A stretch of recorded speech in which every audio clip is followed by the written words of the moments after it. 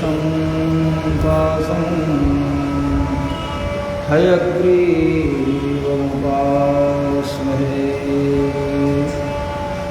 सच्चिदानन्दरूपाय विश्वोत्पत्त्यादिहेतवे तापत्रयविनाशाय श्रीकृष्णाय वयं नमः। कृष्णाय वासुदेवाय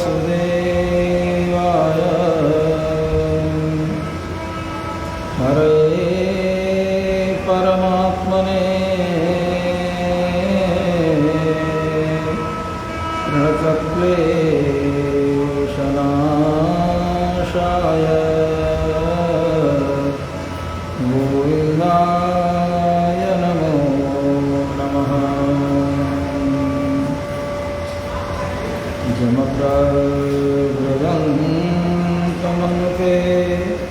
तमपेतकृत्यं द्वैपायनो विरहकातरया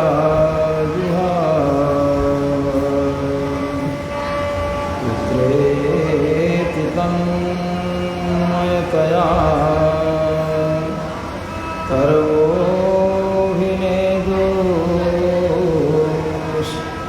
तं सर्वभूतहृदयं मुनिमानतोऽस्मि। श्रीशैलेशदयापात्रं धीभक्त्यादिगुणार्णवम् यतीन्द्रप्रवरं वन्दे रम्यया मातरं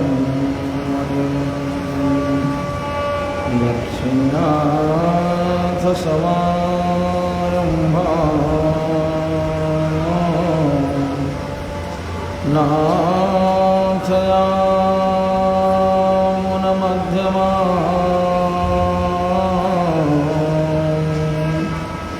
अस्मदाचार्यपर्यन्तां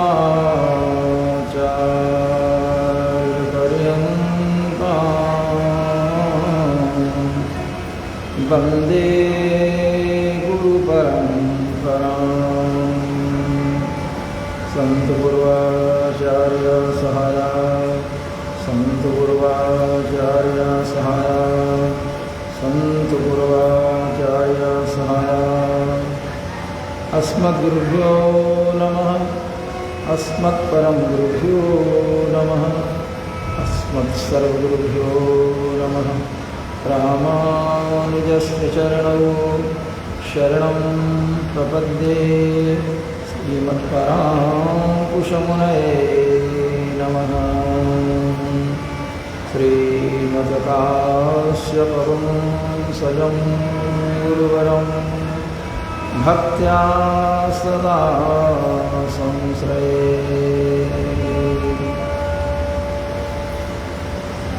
भज राधे कृष्ण गोविन्द गोपाल राधे राधे। भज राधे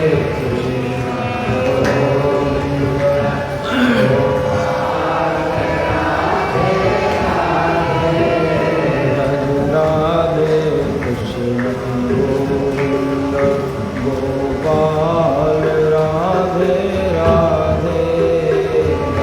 राधे गोविंद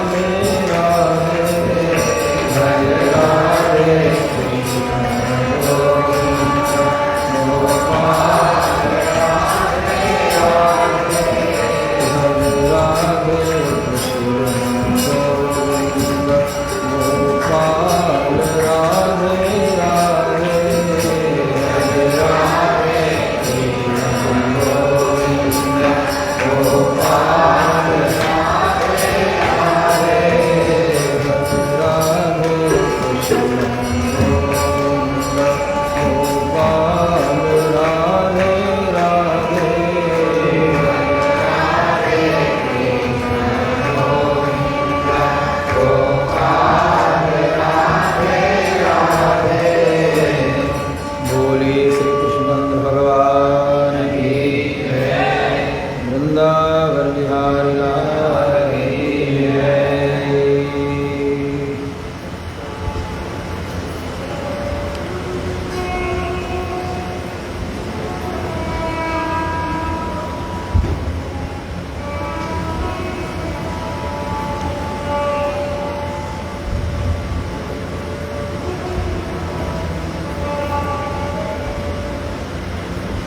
दर्शयंस्तद्विदां लोक आत्मनो भृत्यवश्यताम्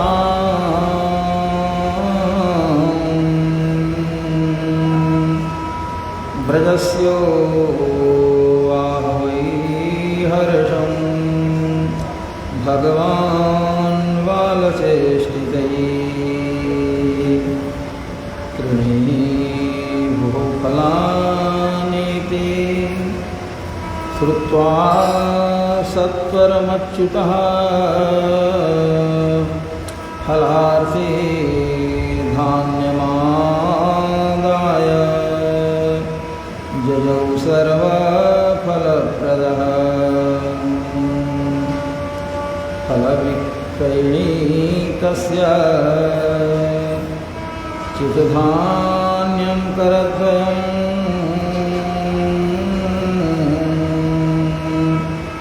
फलैरपूरयदरत्रैः फलभाण्डम् अपूरि च।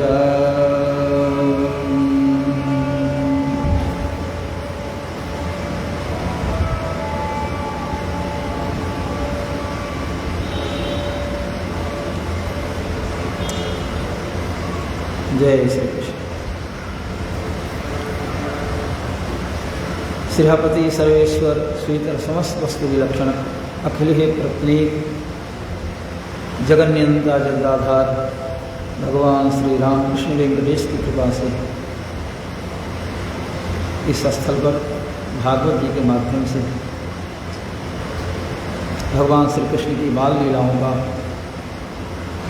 झूलोत्सव के अवसर पर जो कथा आरंभ हुई थी वो चल रही है।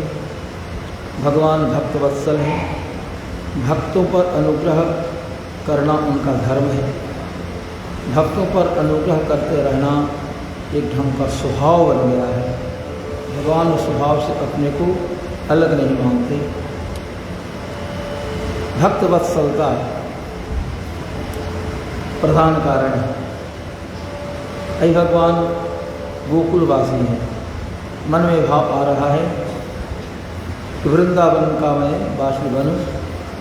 तो भगवान की जो प्रेरणा होती है, भगवान की जो इच्छा होती है, उसी के अनुसार मनुष्य भी काम करता है। तो जब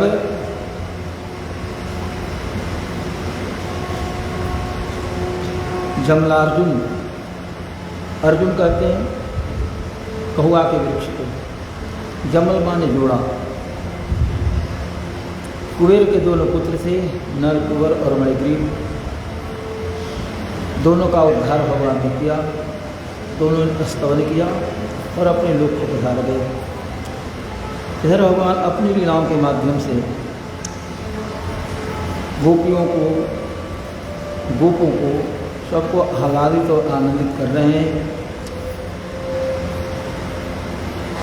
कोई कहता है, ए बालक गाना जानते हो तो गाओ। भगवान साधारण बालक बन करके और गाने लगते हैं। नाचना जानते हो तो हाँ, तो भगवान नाचने लगते हैं। तो बिल्कुल छोटे हैं, लेकिन जो करते हैं, नाचते हैं, गाते हैं, सबको आनंद आता है। अपनी क्रियाओं के माध्यम से, अपनी लीलाओं के माध्यम से भगवान भक्तों को आह्लादित कर रहे हैं। भगवान छोटे हैं, कुछ गोपियाँ बैठी, लगता है इस बालक से कुछ कराएं। एक गोपी कहती है, ए बालक, वो देखो वहाँ पीढ़ा रखा हुआ है, वो पीढ़ा को उठा करके ले आओ। भगवान जाते हैं, अब पीढ़ा को उठाते हैं दोनों हाथ से और पेट भर लिए पीढ़ा को ले आते हैं। फिर कहती है कि देखो वहाँ दुशेरी रखा है, पत्थर का होता है। आदेश देती है, भगवान छोटे बालक जैसे दौड़े जाते हैं और पत्थर की दूसरी है उसको उठा कर ले जाते हैं। यानी साधारण बालक इस प्रकार से संसार में क्रियाओं का संपादन करता है, उसी प्रकार से भगवान गोपियों की बातों को समझते हैं और उनके आदेश का पालन करते हैं। एकदम आज्ञाकारी जैसे बन गए, लोगों को जैसे एकदम उनके बिना रहने में बेचैनी महसूस होती है जब तक श्री कृष्ण का दर्शन नहीं हो जाए। उनके हाव भाव का अवलोकन न कर लें, आँखों में चैन नहीं। इस प्रकार से भगवान अपने प्रेमी भक्तों को अपनी लीलाओं के माध्यम से आह्लाद प्रदान कर रहे हैं, आनंद प्रदान कर रहे हैं। कभी कोई कहता है कुर्सी कुश्ती, अरे आगे बच्चे तुझे बड़े बड़े पहलवानों से लड़ना है, कैसे कुश्ती लड़ोगे? तो भगवान कमर को कस लेते हैं और ताल ठोकते हैं तो छोटे ताल ठोकते हैं, ये करते हैं, सब लोग हंस पड़ते हैं। कहा देखिए तो भगवान भी ताल ठोक रहे हैं, ये कर रहे हैं। तो भगवान पहलवानों की भांति ताल ठोकने लगते हैं। इस प्रकार से सर्वशक्तिमान भगवान अपनी लीलाओं से ब्रजवासियों के हृदय में आनंद का सागर उभार रहे हैं। आनंद का सागर उमड़ता है उनके हृदय में ब्रजवासियों। ऐसा ही भगवान का स्वरूप है, ऐसी ही उनकी दिव्य लीलाएं हैं।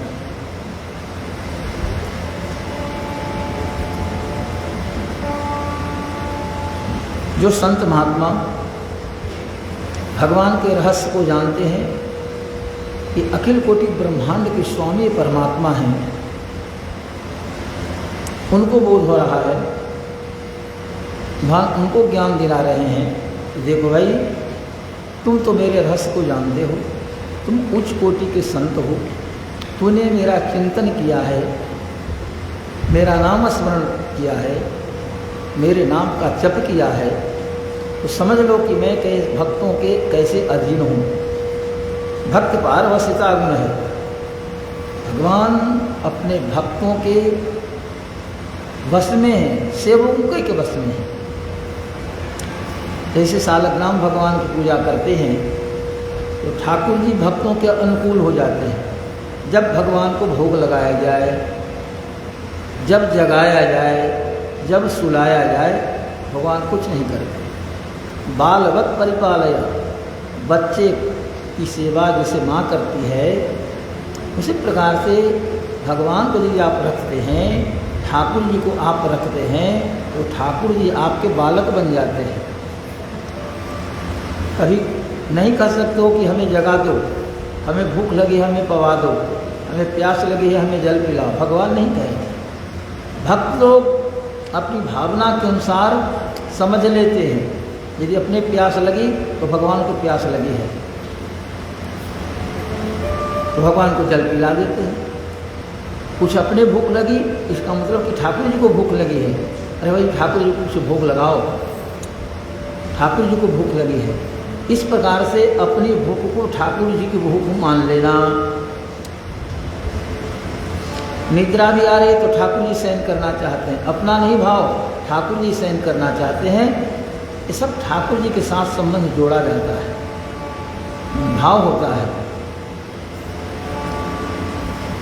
एक जगह कर्मकांड में गया तो ऐसी परिस्थिति नहीं थी कि हाँ भोग वगैरह बनाया जाए, लगाया जाए, लेकिन वहाँ के भक्तों को लगा कि कुछ भोग लगना चाहिए, कुछ तो स्वामी जी यहाँ ग्रहण कर लें। हमें यहाँ आना भी था, जल्दबाजी थी, कर्मकांड हो गया, फिर गोदान था, गोदान भी हुआ।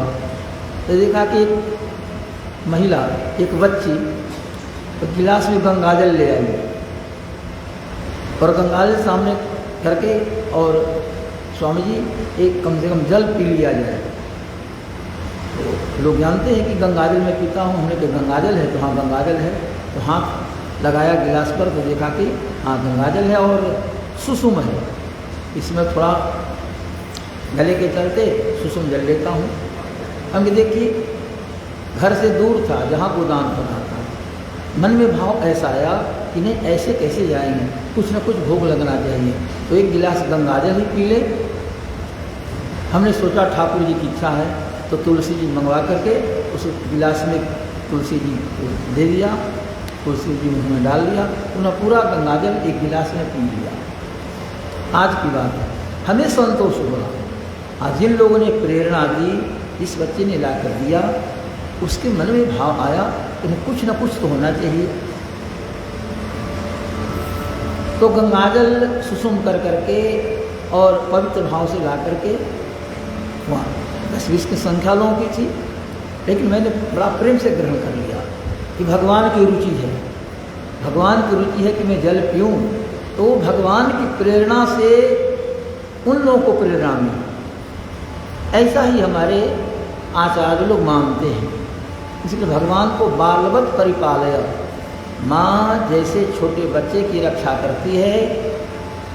जाड़े के दिनों में बच्चा साथ में सोया है, उसको बोध नहीं है, पैर इधर उधर किया तो शरीर पर जो कपड़ा होता है या ओढ़ना उसे वो हटा देता है। माँ का ध्यान जाता है तो पुनः उसे कपड़ा से ढक देती है। या बच्चा पड़े पड़े लोकसंख्या कर दिया, इधर भींग गया तो लोकसंख्या से बिछावन आर्द्र हो गया, गीला हो गया है, उस पर बच्चा सोया रहेगा तो इसको ठंड लग सकती है।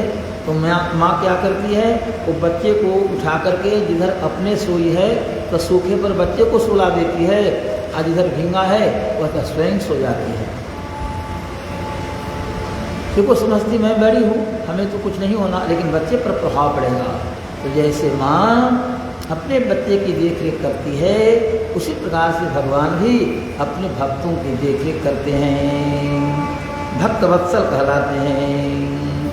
दर्शयंस्तद्विदां लोक आत्मनो भृत्यवश्यताम्, भृत्यवश्यताम् आत्मनः दर्शयन्। मैं भक्तों के अधीन हूँ, सेवकों के अधीन में हूँ, सेवक के बसवर्ती हूँ, जैसा सेवक मुझे रखे। तो दर्शयंस्तद्विदां लोक आत्मनो भृत्यवश्यताम्, ब्रजस्यो वाह वै हर्षं भगवान बालचेष्टितये। बालक जन्य जो क्रिया है, बालकों की जो चेष्टा होती है, बालक जो कर सकते हैं, साधारण बालक वो भगवान कर रहे हैं, यही भगवान की विशेषता है। अब देखिए, एक बुढ़िया थी, वो कन्हैया का दर्शन करना चाहती थी, लेकिन इतना पुण्य नहीं उसके पास अर्जित था कि भगवान उसे दर्शन दें। और बहुत दिनों तक वो नंद जी के भवन के चारों तरफ घूमती थी, फल लो फल लो फल लो, लेकिन जब वो आवे तो भगवान घर में छिपे रह जाए। बहुत दिन बीत गया, बुढ़िया निराश हो गई कि लगता है कि श्याम सुंदर का दर्शन नहीं होगा। भगवान बड़े लीला बिहारी हैं, वो समझ जाते थे कि अब आने वाली है तो या तो घर में रह जाए, सो जाए, जो हो। बुढ़िया घंटों घूमती रह जाए, फल लो, लेकिन भगवान नहीं आवे। कृणी ही भो फला नीति श्रुत्वा सत्वरमच्युत, फलार्थे धान्यमादाय जगौ सर्वफलप्रदः। इसमें तो भगवान के दर्शन का विषय आ रहा है। शांडिल्य ऋषि थे वैश्यों के पुरोहित और गर्गाचार्य थे जदुवंशियों के पुरोहित। शांडिल्य ऋषि ने उसका भाव समझ लिया, कहा कि देखो बुढ़िया माँ, तुम लगी रहो, 4 मास बीता, 5 मास बीता, कोई चिंता नहीं, 1 वर्ष बीत जाए, अवश्य तुझे श्याम सुंदर का दर्शन होगा। दर्शन ही नहीं होगा, तुम धन्य हो जाओगी। तुझे वो माँ कहकर पुकारेंगे, तुम्हारे गोद में बैठ जाएंगे, लेकिन तुम अपना प्रयास मत छोड़ो, जो काम कर रही हो वो करती रहो। शांडिल्य ऋषि ने जब आश्वासन दिया तो बुढ़िया को, नाम था सुखिया मालिन, मालिन फल बेचती रहे, सुखिया मालिन, तो उस दिन से सुखी हो गई। पहले दुखिता थी, लेकिन लगा कि ये संत जी ने कह दिया है, सांडिल्य ऋषि ने कहा है कि तुझे अवश्य दर्शन होगा, लेकिन तुम काम बंद मत करो। नंद जी के भवन की प्रदक्षिणा करते और फल लो करती रहो। 1 वर्ष लगभग बीत गया। मन में भाव है कि महात्मा ने कहा है तो अवश्य दर्शन होगा। आज का सुंदर समय आया। भगवान ने देखा कि महात्मा जी ने कह दिया है, सांडिल्य ऋषि ने, वो मेरे तत्व को जानते हैं और इसकी भी साधना पूरी हो गई। अब मुझे इसके पास जाना चाहिए। उस दिन जब माथे पर टोकरी लिए और जाकर बोलती है, फल लो, है कोई फल लो। तो भगवान के कानों में आवाज़ गई। भगवान कैसे हैं? तो समस्त जो कर्म है और जितनी उपासना है, तो सभी कर्मों के, सत्कर्मों के, उपासना के फल देने वाले भगवान हैं। अच्छे कर्म से भगवान वैकुंठ देते हैं, साकेत देते हैं, गोलोक धाम में ले जाते हैं। धन संपत्ति की क्या बात है, पूरी भूमि के अधिपति भगवान बना देते हैं। तो समस्त अच्छे कर्मों के, उपासनाओं के फल देने वाले भगवान हैं। आई साधारण फल, वैर, अमृत, जाड़े के दिन में तो अमृत खाने से ठंडा भी लग जाता है, लेकिन भगवान को प्रिय है। तो भगवान ने देखा कि आज कृपा करनी इस पर है। तो जैसे कानों में आवाज गई, कृणी वो फलानी की, अरे कोई फल खरीदो, फल खरीदो।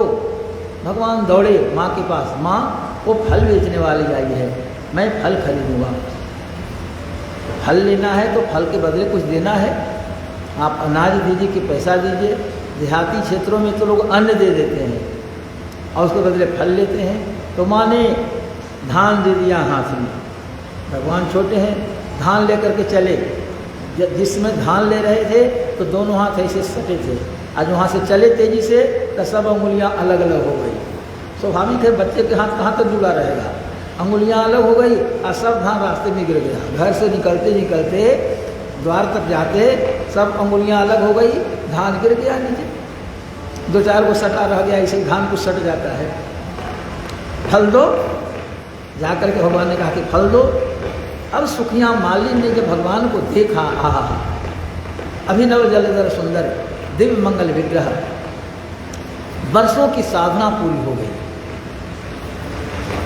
एकटक देखती रह गई, आहा, इतना सुंदर स्वरूप हो सकता है, इस बालक का मुखड़ा कितना अच्छा है, कुंतल घुंघराले केस कैसे हैं, नासिका कैसी है, हाथ छोटे हैं लेकिन कितना इसमें लावण्य और ग्रीवा जो है लगता है कि शंख का जैसे उतार चढ़ाव होता है, घड़ा का जैसे बनावट होता है, नीचे से ऐसे, मध्य में कुछ पतला, फिर ऊपर ऐसा। तो कंबु कंठ अर्थ ने घड़ा के सदृश कंठ के बनावट, शंख के सदृश बनावट की महत्ता है। तो भगवान के स्वरूप को देख करके बुढ़िया सुखिया मालिन धन्य हो गई। वो फल हाथ में उठाती है और भगवान को देना चाहती है। भगवान के हाथ लगा के हमने भी कुछ ला कर देना चाहा था, तो रास्ते में गिर गया। 2-4 धान सटा हुआ था। तो बुढ़िया पूरा फल उठा ली कि जितना फल इस बच्चे के पास रह सके, तब तक फल लेने के पहले भगवान ने ऐसे हाथ झाड़ दिया। तो 2-4 वो जो धान था उस ओड़िया में गिरा और पूरा ओड़िया जो है वो रत्नों से भर गया।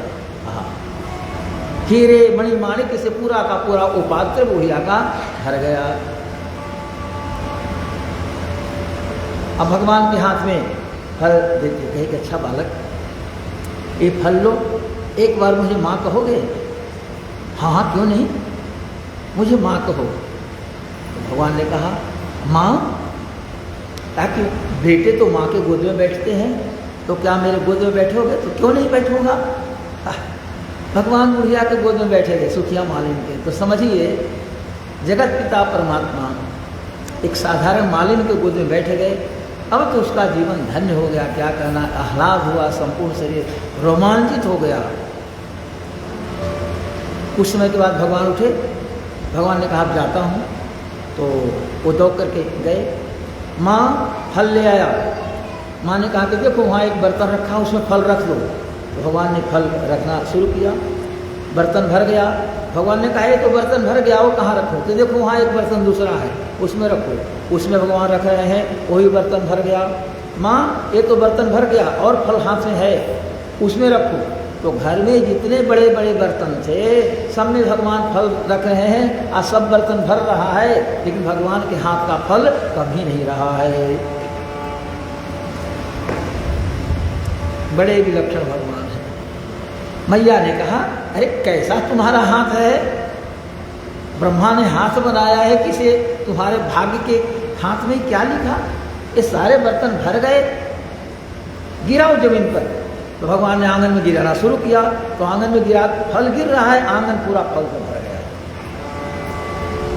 भगवान ने दिखाया कि एक दिन हमने बर्तन फोड़ करके और तुम्हारे आंगन को क्षीर सागर बना दिया था। लोढ़ा से जितने मिट्टी के बर्तन थे, दूध दधी के, सबको फोड़ डाला तो क्षीर सागर आंगन बन गया था। आज जो से फल का ढेर लगा देता हूँ, अब भगवान के हाथ का फल समाप्त ही नहीं हो रहा है, पूरा आंगन भर गया। गोपियों को पता चला, ये जो प्रसन्न हुई, इसकी प्रसन्नता तो सब जगह व्याप्त होगी। भला भगवान ने माँ कहा, गोद में बैठे गए, उसके अंदर तेज आ गया, शक्ति आ गई, शरीर का स्वरूप बदल गया, भाव बदल गया। माथे पर जो रत्न की ओड़िया थी, कन्हैया के परम पावन सानिध्य प्राप्त करने के बाद फिर रत्नों की क्या आवश्यकता? पायो जी मैंने राम रतन धन पायो। कृष्ण रत्न, राम रत्न जब मिल गया, फिर साधारण रत्न की क्या आवश्यकता? तो माथे पर उठा कर गई, एक तालाब था, वो तालाब में पूरा का पूरा वो उलट लेती है, पूरे रत्नों को तालाब में उलट गई, इसकी क्या आवश्यकता है? अब गोपियों को पता चला आज कन्हैया ने फल खरीदा है और उनके घर में तो फल ही फल है, उनके हाथ का फल कम ही नहीं रहा है। जिस बर्तन में रखते हैं बर्तन भर जाता है, आंगन में फल की ढेर है। तो सारी गोपियां हजारों की संख्या में नंद जी के यहाँ पहुँच गई। यशोदा जी को लग रहा था इतना फल है, क्या करूँगी? गोपियों को कहा कि जिसको जितना मन है वो ले जाओ, उठाओ। सब गोपियाँ जितना था उठा करके ला रही हैं। आंगन में फल ज्यों का त्यों है, जितना लोग ले जा रहे हैं उतना फल और भर जा रहा है। कई दिनों तक फल यज्ञ चलता रहा, फल यज्ञ चलता रहा। हम लोग जो यज्ञ करते हैं उस यज्ञ के फल की आकांक्षा होती है। जैसे ऋषियों ने एक सत्र आरंभ किया, बहुत दिनों तक चलने वाला जो यज्ञ होता है, वर्ष 2 वर्ष तक उसको सत्र कहते हैं, और कुछ दिनों का आता वो क्रतु कहलाता है। इंद्र का नाम है शतक क्रतु, 100 अश्वमेध यज्ञ करने वाला शतक क्रतु कहलाता है। उनका नाम है शक्र, शतक क्रतु। तो सत के सकार और क्रतु के ककार, ये दोनों मिलकर के शक्र हो गया।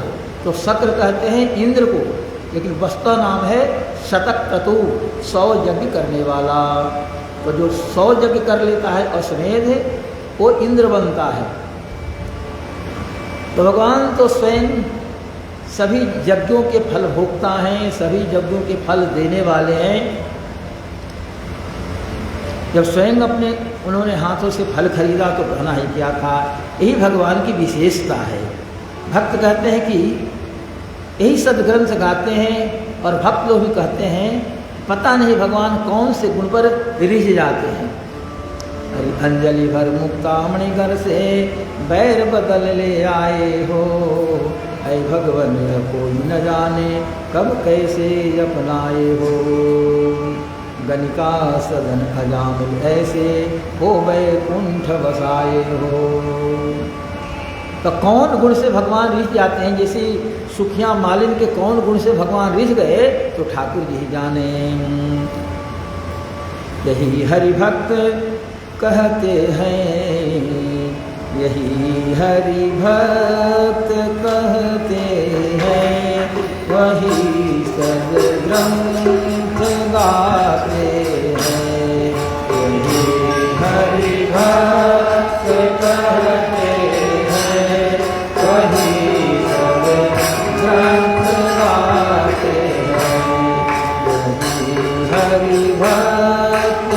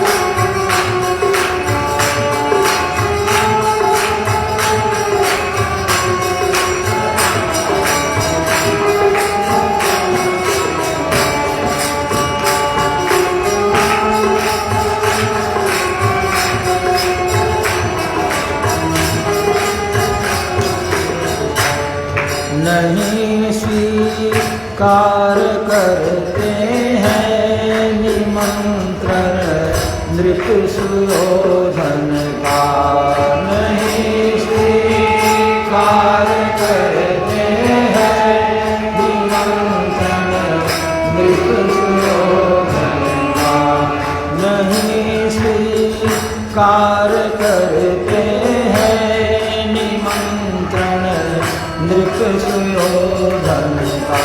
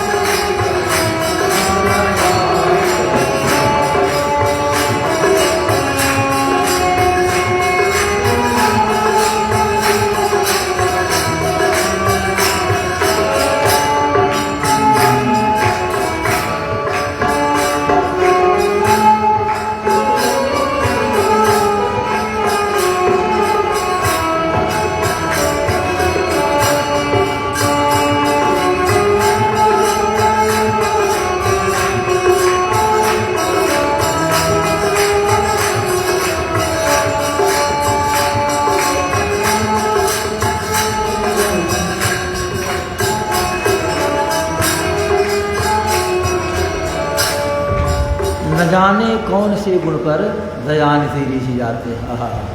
भगवान कौन से गुण पर ऋष जाएंगे ये केवल वही जानते हैं। जब जैसे उनकी रुचि उस रूप में भगवान हो जाते हैं। ये सुखिया मालिन को धन्य बनाना था, भगवान ने ऐसी लीला की। अब इधर की बात है, अभी भगवान गोकुल में वृंदावन जाने की मानसिकता बन रही है। एक दिन जमुना किनारे गए अपने भाई बलदेव जी के साथ, अन्य बाल सखा श्री रामा, बिल्वमंगल, ये सब मित्र उनके हैं। मनसुखा सबों के साथ खेलने के खेल रहे, बहुत समय बीता, लगभग दोपहर हो आया।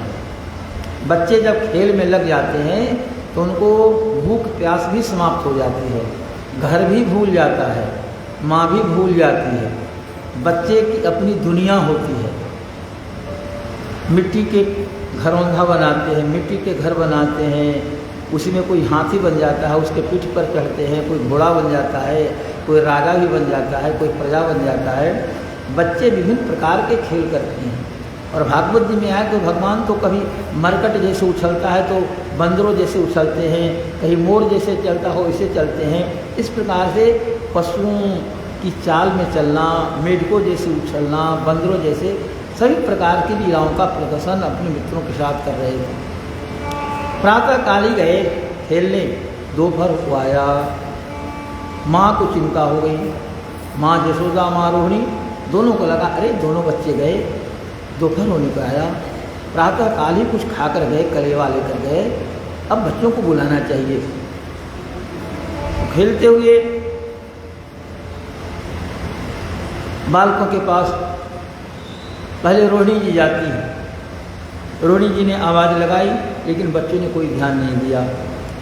यशोदा जी स्वयं जाती हैं, जा कर के और कहती ऐ राम, ऐ कृष्ण, मेरे पुत्र, कमल नयन, तुम्हारे कमल सदृश नेत्र हैं, देखो बच्चे सवेरे से तुम खेल रहे, आओ और दूध पी लो, भूख लग गई होगी। माँ अपने बच्चे को दूध पिलाने के लिए उत्सुक है। यशोदा जी कह रहे हैं कि आओ मेरे बालक और मेरा दूध पियो। कृष्ण कृष्णारविंदाक्ष ताते हि स्तनं पिबा अलम विहारे क्षुत्सान्तः क्रीड़ा श्रांतो श्रीपुत्र का। अरे कृष्ण, अरे कमल नयन, मेरे बेटे श्याम सुंदर, जल्दी आ जा। बहुत समय से खेल रहे हो, खेलते खेलते तुम थक गए, आकर के और मेरा दूध पी लो। तात यही स्तनम पीलो, दूध पियो, स्तनपान करो। अलम विहारई, जो खेल रहे हो उसका विराम दो। अलम पर्याप्तम जातम, क्रीड़ा सांत्रो से पुत्र का। खेलते खेलते तुम थक गए हो, अतः थकान मिटाने के लिए आ बेटे और दूध पी लो। भगवान ने ध्यान नहीं दिया कि चलो माँ का अपना काम है, यानी भूख लगेगी तो जाऊँगा। तो कन्हैया ने माँ की बातों की उपेक्षा कर दी। यशोदा जी ने देखा कैसे बुलाऊं, तो बच्चों के अंदर स्पर्धा जब हो जाती है, प्रतियोगिता की भावना, तब बच्चे सक्रिय हो जाते हैं। तो यशोदा ने कहा अब देखती हूँ पहले मेरे पास बलराम आता है कि कन्हैया कृष्ण आता है। जो मेरे पास पहले दौड़कर आएगा उसे मैं पहलवान मानोगी, बुद्धिमान मानोगी।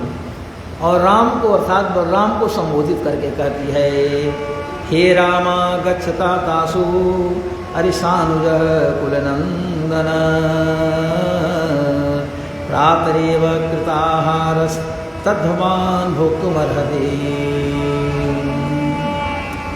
मेरे प्यारे बेटा राम, तुम तो अच्छे हो, और राम का मतलब है सबको आनंद देने वाला। वो त्रेता वाले राम हो या बलराम हो, जो हो आनंद सिंधु सुख राशि आसी करते त्रैलोक्य सुपासी। तो भगवान तो आनंद प्रदान करते ही हैं। तो माँ यशोदा कर रही है, प्यारे बेटा राम, तुम तो सबको सुख प्रदान करने वाले हो। तो देखो बेटे, जितनी जल्दी हो सके अपने छोटे भाई, अपने अनुज कृष्ण को लेकर के और मेरे पास आओ, विलंब मत करो। सवेरे तुम लोगों ने कलेवा किया, ये दोपहर का समय हो आया, जल्दी आओ। इतना कहने पर भी बलराम जी ने थोड़ा ध्यान नहीं दिया।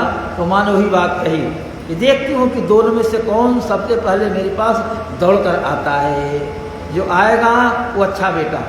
तब तो दोनों ने जोड़ लगा दिया, बलराम भी दौड़े और कृष्ण भी दौड़े, क्योंकि बलराम जी एक वर्ष बड़े थे और भगवान कृष्ण एक वर्ष छोटे थे। लेकिन अब किसको महत्व दिया जाए? दोनों एक बार पहुंचे, दोनों ने माँ के आंचल पकड़ लिया, मैं पहले आया, मैं पहले आया। माँ ने कहा कि दोनों एक साथ आए, दोनों धन्यवाद के पात्र हो। हाथ पकड़ लेती है, उंगली पकड़ करके, और भगवान को घर की ओर ले चलती है। कहा माँ ने कि देखो तुम्हारे पिता नंद जी घर में बैठे भोजन पर हैं, तुम दोनों की प्रतीक्षा हो रही है। जब तक तुम दोनों नहीं पहुँचोगे तब तक वो भोजन नहीं करेगी, इसलिए शीघ्र आते शीघ्र निषाद करो। प्रतीक्षते त्वां दासारः भोक्ष्यमाणो व्रजाधिपः इह्या वयो प्रियं देहि स्वगृहान् जातबालका। अन्य बच्चों को भी संकेत हुआ कि तुम लोग ही अपने घर जाओ, तुम लोग की माता प्रतीक्षा कर रही है। और उस दिन भगवान का जन्म नक्षत्र था, रोहिणी नक्षत्र में भगवान ने अवतार लिया था। तो जन्म नक्षत्र प्रत्येक वर्ष रोहिणी नक्षत्र में वो कुछ गायें दान की जाती थी, कन्हैया का अभिषेक होता था, उत्सव कुछ मनाया जाता था। कहीं कहीं तो किसी ने लिखा कि प्रत्येक मास में जब रोहिणी नक्षत्र आवे तब उनके यहाँ उत्सव मनाया जाता था, क्योंकि नित्योत्सव मंदिर में प्रतिदिन उत्सव होना चाहिए। तो जहाँ भगवान स्वयं हैं तो गोकुल का क्षेत्र पूरा मंदिर ही है, मंदिर में स्वयं भगवान चलते फिरते भगवान हैं, अस्थायी है नहीं, इसलिए नित्य कुछ न कुछ उत्सव का कार्यक्रम चलता रहता था। माँ ने कहा कि देखो तुम्हारा जन्म नक्षत्र है, जन्म नक्षत्र अद्य भवतः विप्रेभ्यः देहि गाः शुचि। ब्राह्मणों को गाय भी देनी है, सभी गायें सब तैयार कर ली गई हैं। सोने के खूर सोने का संपर्क किया गया, शींग में सोना मढ़ दिया गया है, और सुनहला सुवर्ण जैसा वस्त्र भी उनके पीठ पर रखा है। सभी गायें भी प्रतीक्षारत है। ब्राह्मण लोग भी लगभग आ चुके हैं। अतः बेटा देखो क्या तूने किया, धूल धूसरित तुम्हारा अंग है, जल्दी चलो और स्नान करो। धूलि धूसरितास्तंग धूलि धूसरितात्मांगस्त्वं पुत्रमज्जनमावह जन्मरक्ष मध्य भवतो विप्रेभ्यो देहिगा शुचि।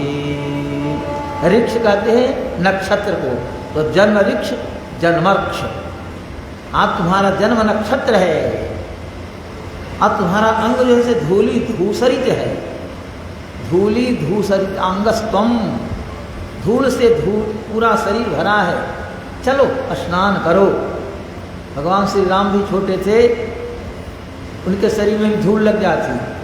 धूसर धूरी भरे तनु आए, अब भूपति बिहसी गोद बैठाए। धूल लगी है श्री राम के, और दशरथ जी का वस्त्र बिल्कुल कज्जल निर्मल है, लेकिन पुत्र का वात्सल्य है, तो धूल धूसरित श्री राम को लेकर के गोद बैठाते हैं। धूसर धूलि भरे तनु आए, धूसर धूलि भरे धूसर धूलि भरे तनु आए, धूसर धूलि भरे तनु आए, भूपति बिहसी गोद बैठाए, भूपति बिहसी भूपति बिहसी गोद बैठाए।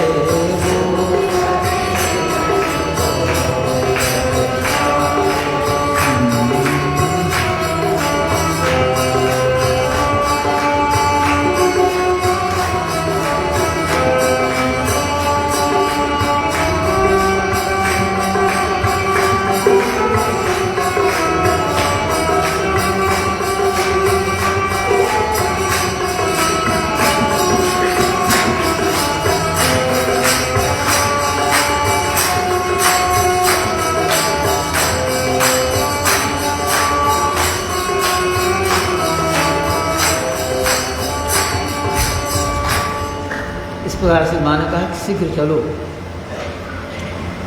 और तुम्हारे साथ के जो बच्चे हैं वो लोग तो घर जा भी चुके, उनकी माताओं ने स्नान करा दिया है, अच्छे अच्छे कपड़े पहना दिए, बाकी तुम ही लोग हो, अतः शीघ्रता शीघ्र मेरे साथ चलो। इस प्रकार से अखिल ब्रह्मांड के स्वामी, सबको प्रकाश देने वाले, सबको ज्ञान देने वाले, यज्ञ अनुष्ठान की क्रियाओं के सम्यक फल देने वाले, सबके हृदय में विराजमान भगवान एक बालक बने हैं, और यशोदा दोनों बच्चों की हाथ पकड़ अंगुली पकड़ करके और घर की उंगली जलती है। ऐसे भक्त, अरे इत्थम यशोदा तमशेष शेखरम, इत्थम यशोदा तमशेष शेखरम, इत्थम यशोदा तमशेष शेखरम, इत्थम यशोदा तमशेष शेखरम, महत्वास्तं हनिवर्धयेन्द्रिता, महत्वास्तं हनिवर्धयेन्द्रिता, इत्थं यशोदा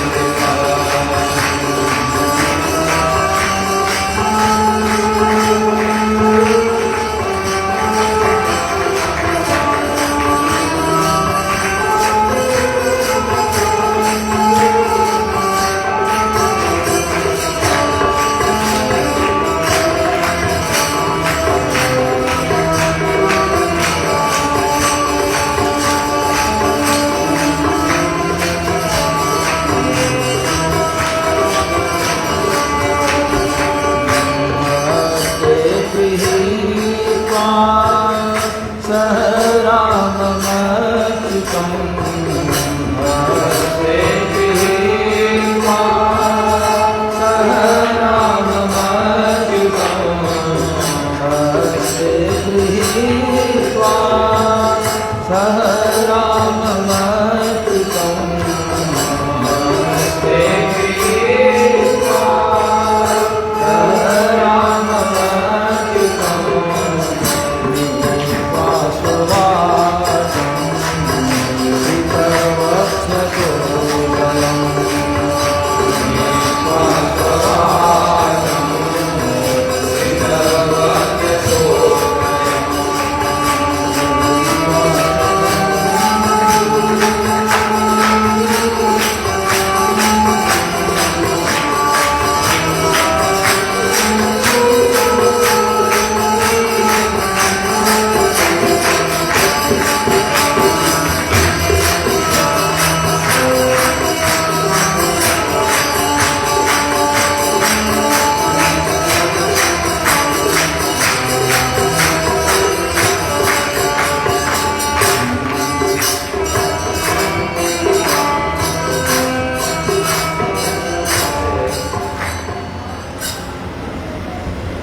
परीक्षित को कथा सुनाते बीतराग रहित दिव्यात्मा अमलात्मा पुण्यात्मा आत्माराम अपनी आत्मा में ही रमण करने वाले श्री सुखदेव जी महाराज हैं।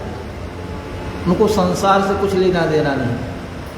आप जानते हैं जन्म लिया और माँ को छोड़ करके पिता को छोड़ करके और जंगल की ओर चल पड़े।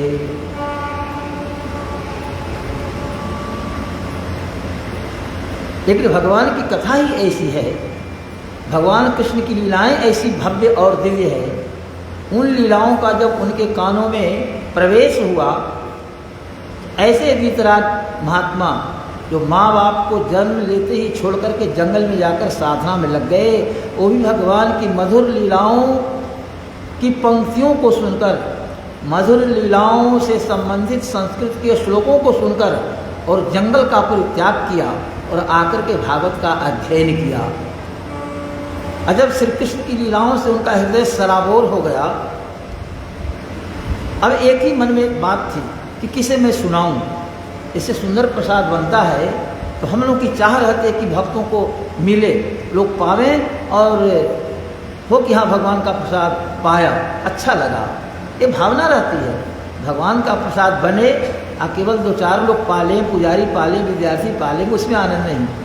वो नहीं पावे, वो तो बाद में पा सकते हैं, लेकिन पहले आए गए जो अतिथि हैं, कथा श्रोता हैं, उनको प्रसाद देना है, आनंद आता है।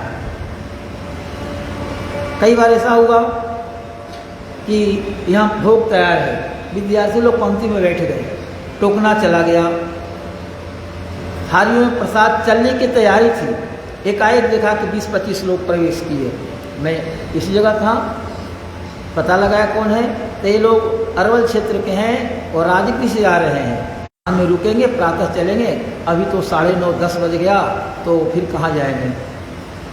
तुरंत मैं बाहर गया, रुकवाया विद्यार्थियों को, इशारा किया कि तुम लोग खड़े उठ जाओ।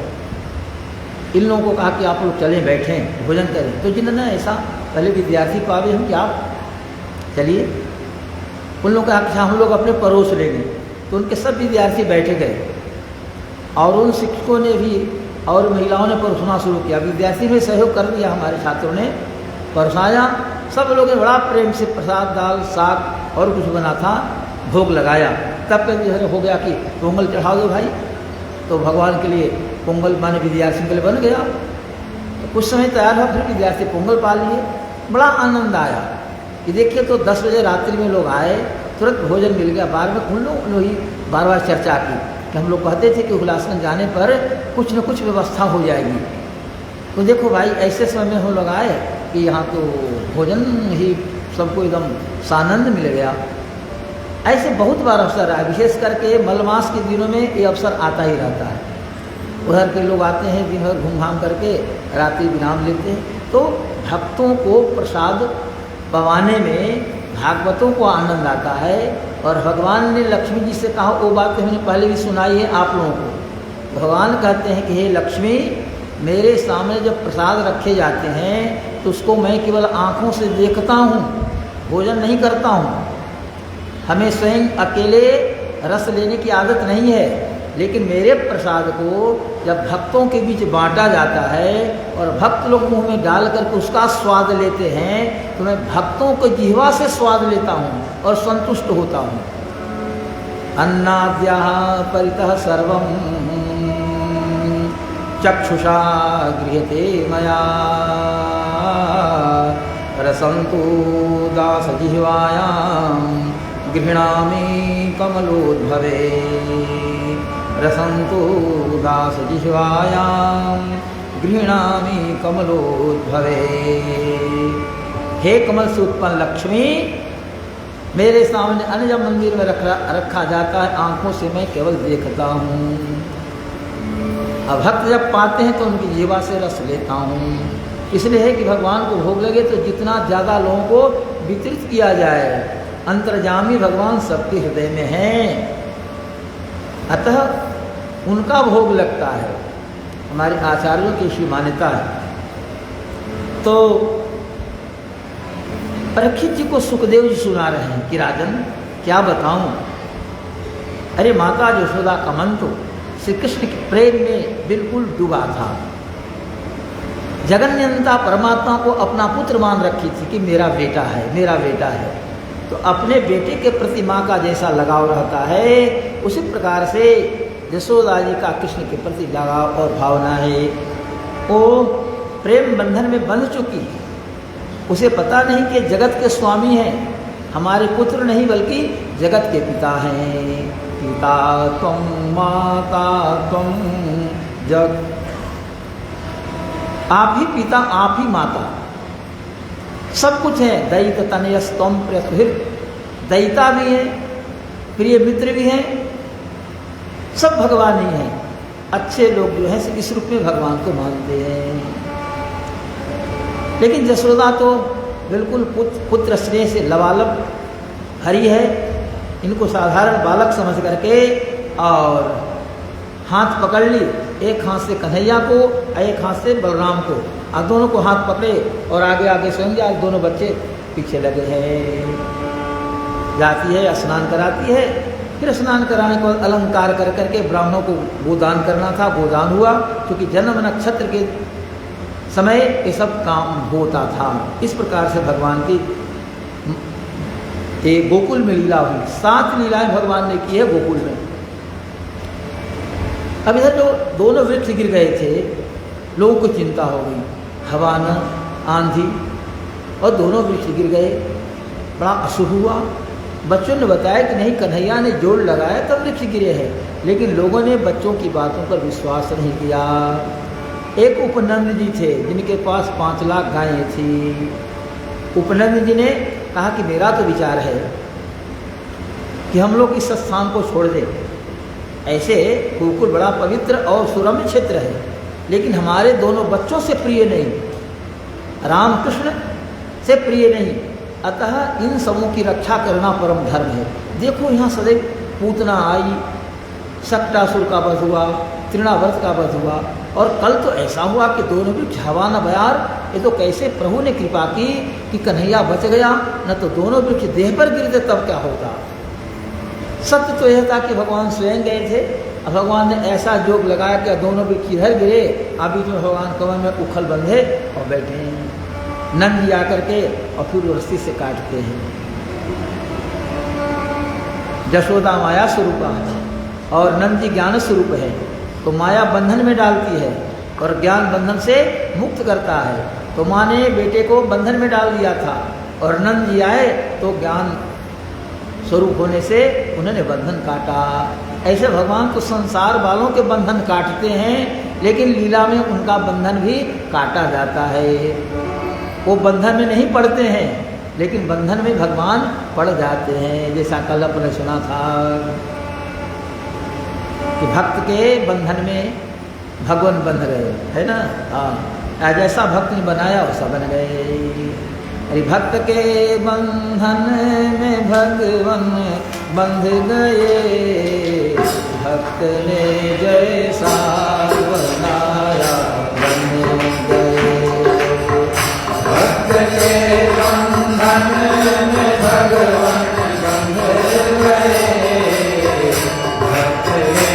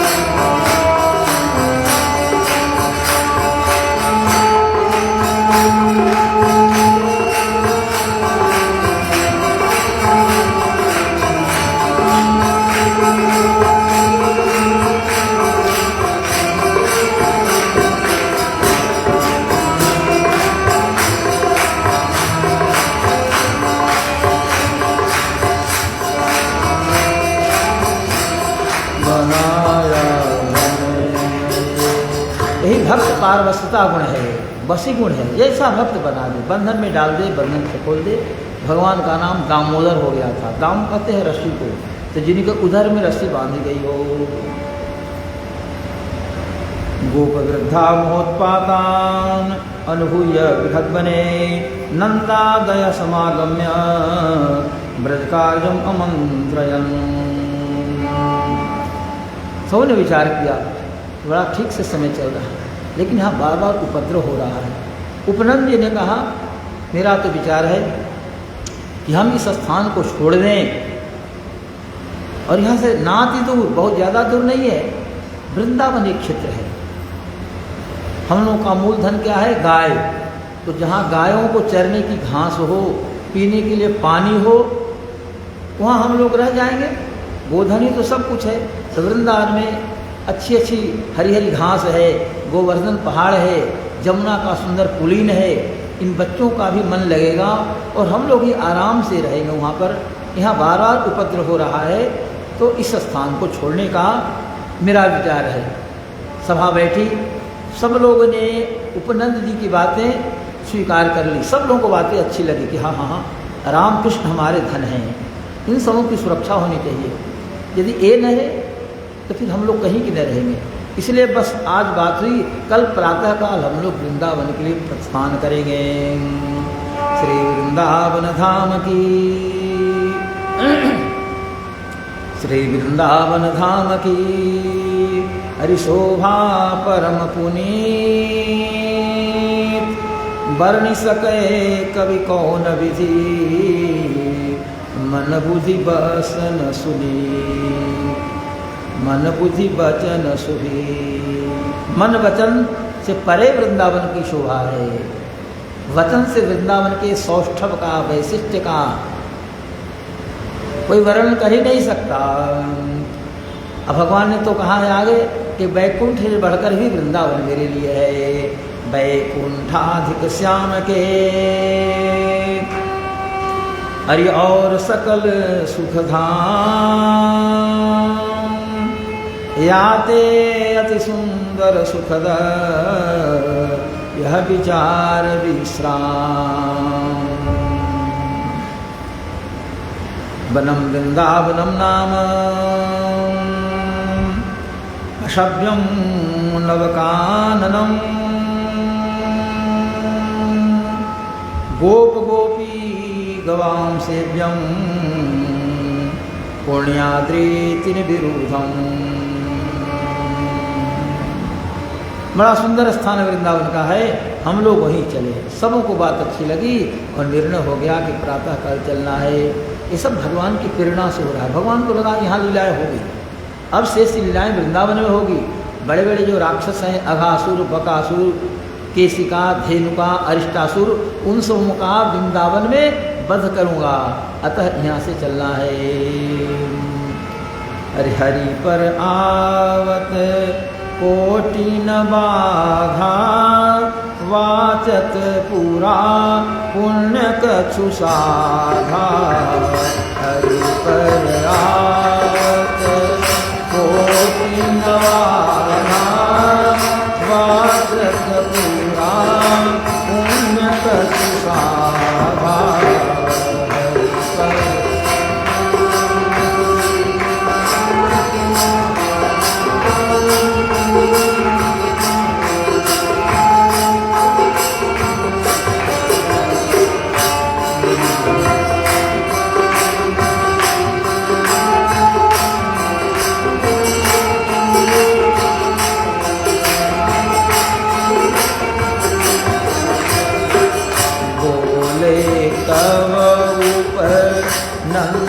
सयाने बोले तब नंद सयाने, बचन स्नेह नीति रस साने, बचन स्नेह नीति रस साने।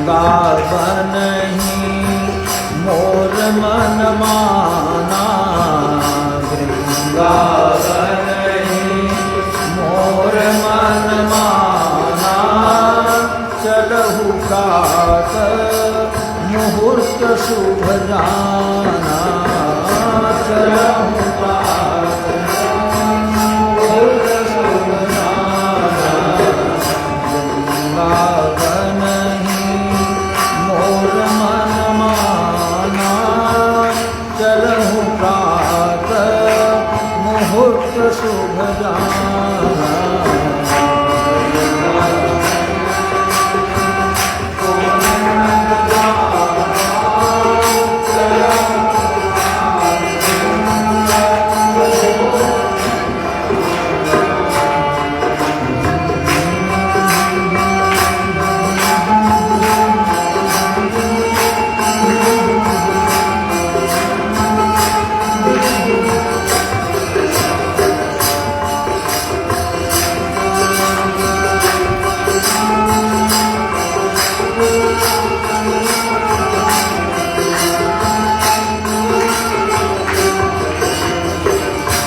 प्रकार से प्रातः काल ही चलने का निर्णय हो गया। अब तो शुभ मुहूर्त है।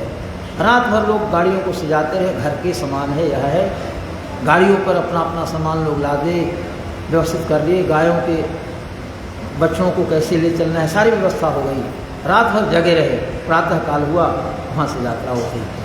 आगे आगे गाय और बछड़े, हाँ यात्रा हो तो पहले गाय बछड़ों को आगे रखा जाता है, उसके बाद पुरोहित लोग, उसके बाद बाजे गाजे बजाते, तुरही बजाते अन्य लोग, और उसके पीछे माताएं गाड़ियों पर है, छकड़े पर है।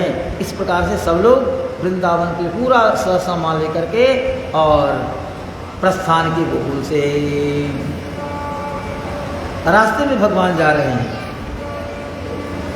जो लोग देखते हैं कि अरे ये तो सब गोकुलवासी हैं।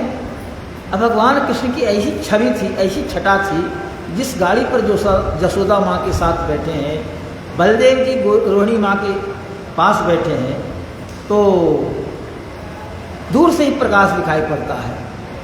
लोगों को पता चल गया ये लोग वृंदावन जा रहे हैं। हजारों की संख्या में दोनों तरफ रास्ते पर लोग खड़े हो गए। भगवान भी थोड़े खड़े होकर के दर्शन दे रहे हैं। अब कृष्ण के दर्शन से सबों की आंखें धन्य हो गई। नंद को कहते कि महाराज थोड़ा और रुकिए, ये बच्चे थोड़ा गाड़ी पर चलते चलते हिचकोले लगने से, है ना, थोड़ा थक गए हैं, थोड़ा विश्राम कर लीजिए, तब आगे जाइएगा।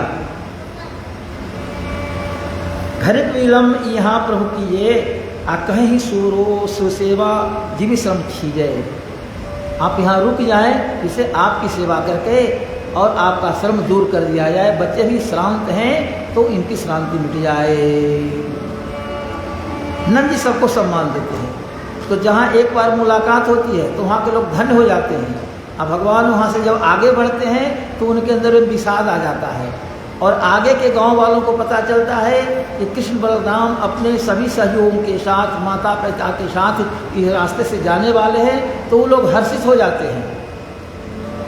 उन लोगों के अंदर प्रसन्नता आ जाती है, और जिनको छोड़ करके भगवान आगे बढ़ते हैं उनके मन में दुख होता है। यही संसार का नियम है। गोस्वामी जी ने लिखा, बिछुरत एक प्राण हर ले ही, आ मिलत एक दारुण दुख दे ही। दुर्जन और सज्जन, है ना, दुर्जन यदि मिल जाते हैं तो मिलते अपनी वाणी से, व्यवहार से कष्ट देंगे, और सज्जन यदि साथ रह गए और बिछुड़ते हैं तो लगता है कि मेरे प्राण ही हर कर ले जा रहे हैं। तो भगवान जिनके पास पहुंच गए, जिन लोगों ने दर्शन किया, वो तो धन्य अपने को माने। और जब वहाँ से चलने लगे तब मन में दुख हुआ। और जिनको आगे पता चल रहा है कि आ रहे हैं, वो लोग हर्षित हैं, जय जय कर रहे हैं, आ रहे हैं श्याम सुंदर।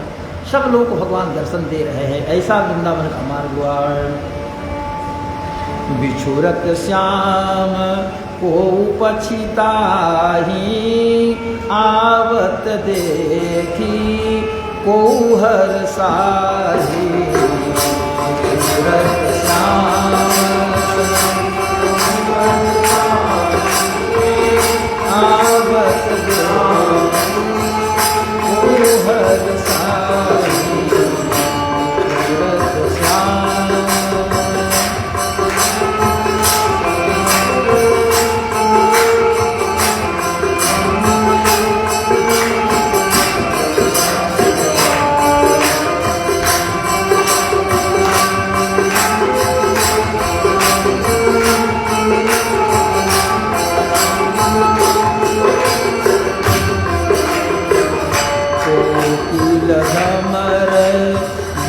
निज भूले लागी समाधि रखी प्रभु कूले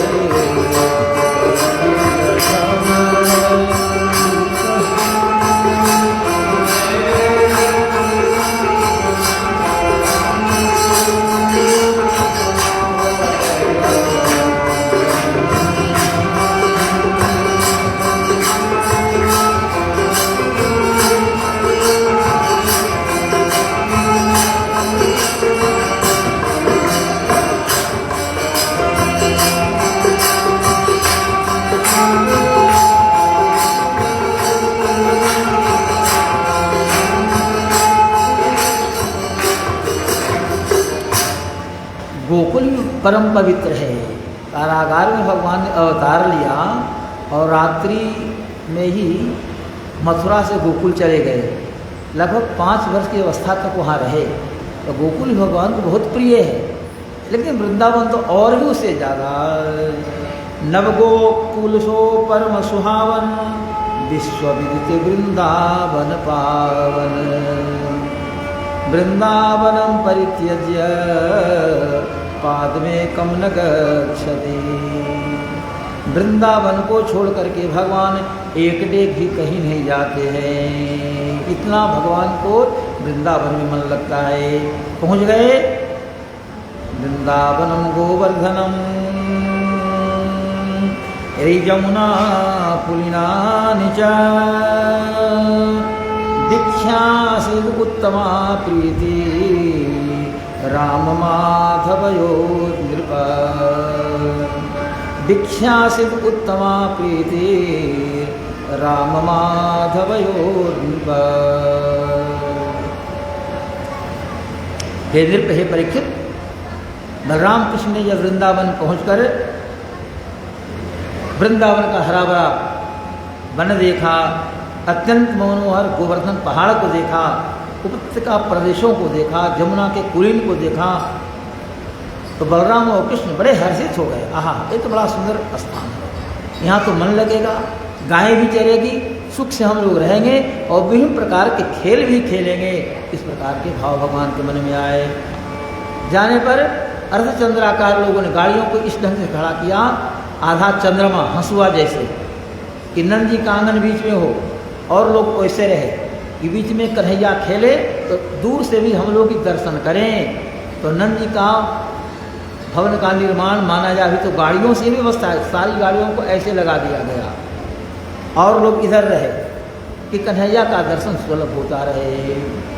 अब भगवान वृंदावनवासी हो गए। कुछ दिन बीता, बलराम जी बड़े थे, कृष्ण जी छोटे हैं, तो अन्य बच्चे, अन्य गोपाल बाल जो बड़े थे वो गाय चराने जाते थे, बछड़े चराने जाते थे। भगवान को मौका नहीं मिलता था। एक दिन भगवान ने कहा कि वहाँ मैं भी दिन भर बैठा रहता हूँ, यहाँ पर कुछ काम नहीं करता हूँ, अन्य लोग गो चराने जाते हैं, इसलिए मैं भी गाय चराने जाऊँगा। मैया ने कहा, अरे बेटे, अभी ठीक से तुम अपना कपड़ा संभाल पाते हो? कपड़ा भी तुमसे नहीं ठीक से संभल पाता है, मुकुट कभी इधर कभी उधर, क्या क्या, अब तुम गाय चराओगे, बछड़े चराओगे? अभी कुछ लोग को 2 वर्ष और 7 वर्ष होने दो। भगवान ने इशारे में कहा कि 7 वर्ष में तो गोवर्धन उठाऊंगा, बछड़े की बात छोड़ो ना, 7 वर्ष की अवस्था में तो हम पहाड़ उठा लेंगे, 7 दिन तक उठाए रखेंगे, 2 वर्ष बहुत ज़्यादा होता है। रुस गए भगवान, कोने में जाकर बैठ गए। खा ले बेटा, नहीं कुछ नहीं खाऊंगा। दूध पी लो, कुछ नहीं। क्या चाहते हो? तो मैं गाय चराने जाऊंगा। जाओ, और तुम्हारी ही रुचि है, एक ही बेटा है, माँ को मानना ही है। तो तैयारी हुई, पंडित लोग बुलाए गए। स्वस्ति नुवा स्वस्ति न इंद्रो वृद्धस्रवा स्वस्ति न पूर्वा विश्ववेदा स्वस्ति न स्वाक्षो अरिष्टनेमि स्वस्ति नो बृहस्पतिर्दधातु। अंत में आया देवहु शांतिरंतरिक्षगों शांति पृथिवी रापः शांतिरोखधय शांति। सब जगह शांति हो, आकाश में शांति हो, पृथ्वी पर शांति हो, वनस्पतियाँ जो हैं वो भी शांति प्रदान करें। मंगल स्वस्तेन करके और कन्हैया को वत्सपाल बनाया गया। माँ ने कहा कि अभी छोटे हो तो बछड़े चराओ, लाखों बछड़े थे। भगवान ने कहा कि चलो बड़े हो जाऊंगे तो गाय चराऊंगा, तो भगवान वत्सपाल बन गए। अरे तौ वत्सपालको भूत्वा सर्वलोकैकपालकौ सप्रातरासो गोवत्सान् चारयन्तौ विचेरतु। दोनों भाई बच्चों को लेकर जाते हैं, साथ में मित्र रहते हैं और गायों को चराते आनंद से समय बीत रहा है। इसी क्रम में भगवान ने एक दिन वत्सासुर का वध किया। वत्सासुर बछड़ा बन गया था, अब भगवान के बछड़ों के बीच में आके मिल गया। दूर से भगवान ने पहचान लिया कि भगवान कृष्ण क्या करते थे कि लाखों बछड़े थे, सभी बछड़ों को माला पहनाते थे और कुमकुम का तिलक लगाते थे। तो दूर से पहचान जाते थे ये मेरे बछड़े हैं। सबके गले में एक ही प्रकार की माला, और जिस माला को भगवान ने पहना दी उस माला के पुष्प मुरझाते नहीं थे, विकसित रहते थे। जबकि दिन भर बछड़े पे पहने हैं, इधर उधर चल रहे हैं, लेकिन माला एकदम ताज़ी ताज़ी है। और माथे पर कुमकुम का टीका। भगवान ने दूर से देखा एक बछड़ा सभी बछड़ों से ऊंचा है और बड़ा है, उसकी आंखें लाल लाल है, उसके सिंग भी कुछ है, वो मेरा बछड़ा नहीं है। उसने एक माला पहन रखी थी, लेकिन वो नकली माला थी, वो माला लाल थी। और भगवान अपने बछड़ों को माला पीले पुष्प से और सफ़ेद पुष्प से बना के करते थे। बलराम जी को आके भैया वो देख रहे हैं ना, बछड़े के रूप में बछड़ा वो राक्षस है, मैं उसके पास जाता हूँ। भगवान समीप में गए, वो तो ताक में था कि कैसे कृष्ण मेरे पास आवे, कि सिंह से मारूं कि दुलत्ती चलाऊं। पीछे भगवान खड़े हुए, दुलत्ती चलाया, दोनों पैर पेट में लगे और कन्हैया गिर जाए, मृत्यु हो जाए। भगवान ने दोनों पैरों को पकड़ लिया और पकड़ कर घुमाया और कैच के पेड़ पर पटक दिया। पटकते विशाल शरीर हो गया, जो बछड़े के रूप में था वो राक्षस के रूप में आ गया। देवताओं ने पुष्प वर्षा की। अरे कन्हैया ने तो बड़ा विचित्र काम किया। कैसे पहचान लिया कि बछड़ों के बीच में राक्षस आ गया है? वो वत्सासुर था। एक छोटी और बात बता करके वाणी को विराम देते हैं। पूतना का भगवान ने उद्धार किया था। पूतना का भाई बकासुर है। वत्सासुर के मृत्यु की बात सुनकर के कंस को बड़ा दुख हुआ। उसने बकासुर को भेजा कि जाओ और बदला लो, किसी प्रकार से कृष्ण को समाप्त कर दो। तो बड़ा विशाल रूप बनाया वो बकासुर। बक माने बगुला, आए के स्थान पर बैठ गया। दूर से बच्चों ने देखा तो लगा कि इंद्र ने अपने वज्र से किसी पहाड़ को काट दिया है और पहाड़ का विशाल चट्टान गिर गया है। वही चट्टान है, इतना विशाल शरीर उसका है। कुछ बच्चे ही बोलते बोलते ये हो रहे हैं, करे करे लगता है कि इतना बड़ा बगुला, नहीं नहीं ये राक्षस है। दूसरे ने कहा अरे राक्षस ही होगा तो जैसे कन्हैया ने वत्सासुर का वध किया, अन्य राक्षसों को मारा, तो इसका भी आज काम तमाम हो जाएगा। बच्चे बोल रहे हैं लेकिन वो बकासुर कुछ नहीं कर रहा है। बको ध्यान लगाए है, वो आशा है कन्हैया के कि कन्हैया जी नजदीक में आ जाए तो चोंच में पकड़ लूँ। जैसे श्याम सुंदर नजदीक में गए, बस एक कर करके आज चोंच में लिया और पेट में डाल दिया। भगवान को मुंह में डाल दिया, निगल लिया। अब तो सारे बलराम जी के सहित जितने बच्चे थे सब मूर्छित हो गए। अरे लगा कि शरीर से प्राण निकल गया। भगवान ने देखा मेरे मित्रों को और बड़े भाई को थोड़ा कष्ट हो रहा है, तो भगवान ने शरीर को थोड़ा बड़ा बनाया, लेकिन बकासुर तब तक भी मुंह से नहीं निकला। तो भगवान ने अपने शरीर को तप्त पिंड जैसा, गर्म लोहा होता है वैसा बना लिया। शरीर उनका एकदम तवा जैसा गर्म हो गया, लाल अंगारा। तब उसके मुँह जलने लगे, तालू जलने लगे। तो बकासुर ने मुंह से उनको बाहर निकाला, फेंक दिया। भगवान सावधान हुए, पुनः इन पर चोंच चलाना चाहा तो भगवान ने चोंच को पकड़ लिया और पकड़ करके खस की लकड़ी देखते नहीं बड़ा मुलायम होता है, उसका जड़ भी ऐसे पकड़ी तो फट जाता है। तो उसी प्रकार से भगवान ने उसको पकड़ा और दोनों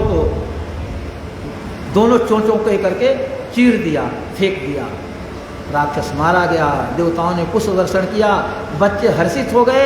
अरे कन्हैया ने तो बड़ा सुंदर काम किया। इसको वेद व्यास कहते हैं तं तालुमूलं प्रददं तमग्निवत् गोपालसूनुं पितरं जगद्गुरो तं तालुमूलं प्रददं तमग्निवत् गोपालसूनुं पितरं जगद्गुरो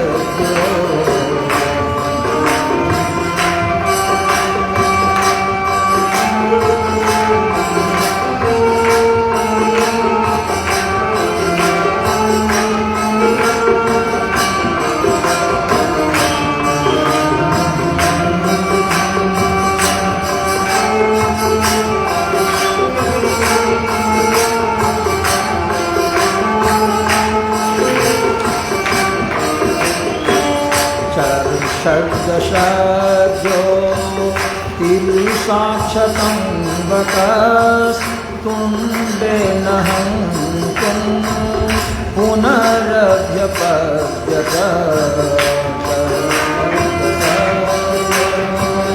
तिरुसाक्षतं वकस्तुण्डेन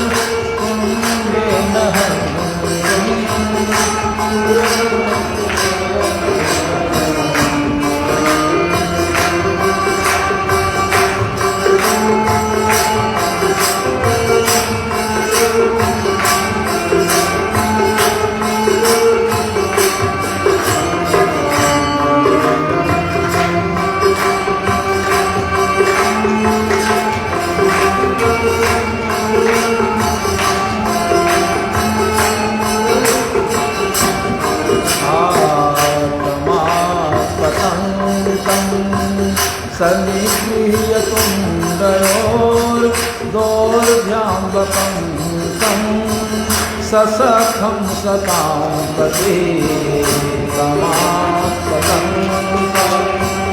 सनिगृह्य तुण्डयोर्दोर्भ्यां वपन्तं ससखं सतां पते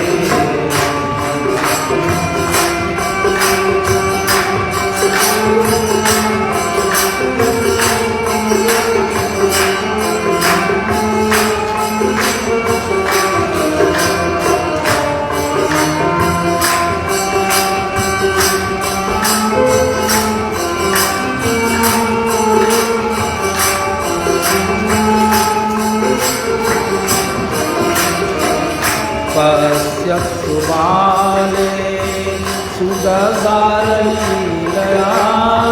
मुदा बहोऽपि रणवर्तितौ पश्यतु बाले सुदगारलीलया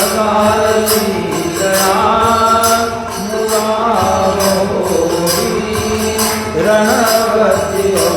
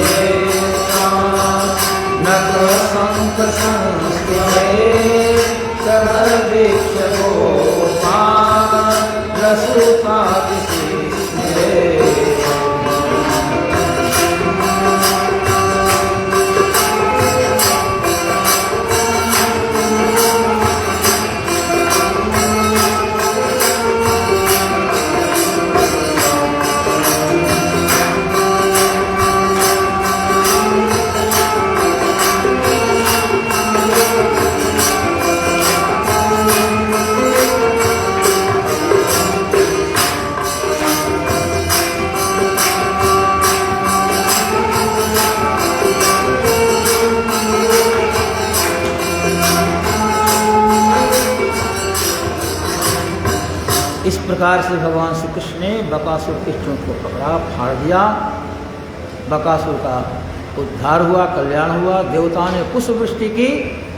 देवता लोग आकाश मार्ग में रह करके और भगवान की लीलाओं का अवलोकन करते रहते थे, राक्षसों को भी देखते थे और भगवान के भक्तों को, भगवान का सहयोगियों पर भी दृष्टि रहती थी। तो देखा कि भगवान ने बकासुर का वध किया। ऊपर से देवताओं ने पुष्प वर्षण किया, फूल ये किए, शंख नगारे बजाने लगे। सब लोग का मन प्रसन्न हो गया। ग्वाल वाले लोग थे आश्चर्यचकित रह गए।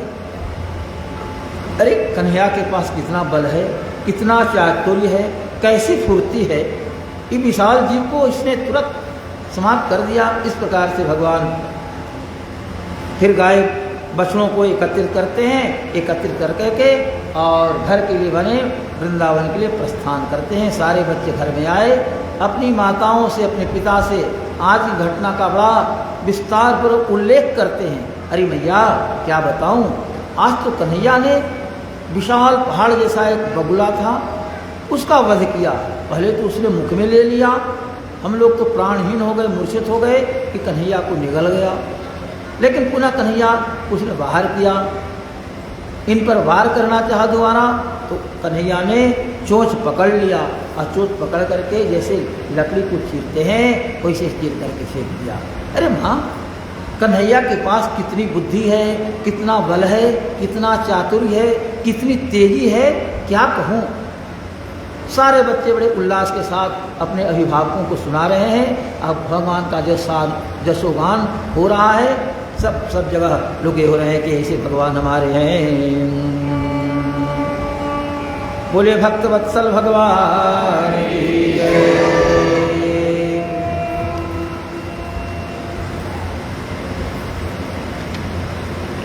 हरि गोविंद जय जय गोपाल जय जय गोविंद जय जय गोपाल जय जय गोविंद जय जय गोपाल जय जय गोविंद जय जय गोपाल जय जय राधा रमण हरि गोविंद जय जय राधा